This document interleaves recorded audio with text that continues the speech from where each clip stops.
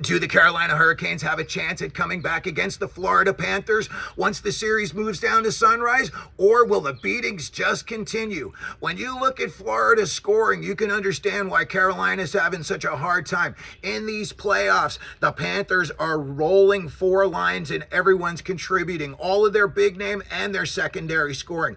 Luosterainen has 13 points. Barkov, Kachuk, and Marchand have 12 points. Verhaeghe has 13 points. Lundell has 10 points. Reinhardt, 11 points. Ekblad has 9 points.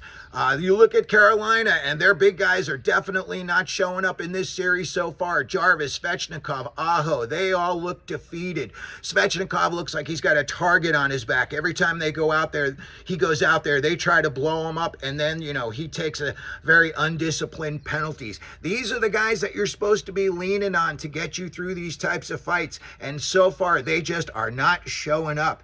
When I look at brind'amour, he looks heartbroken. This, losing streak now for the Canes in the conference finals is at 14. Nobody wants to be on something like that.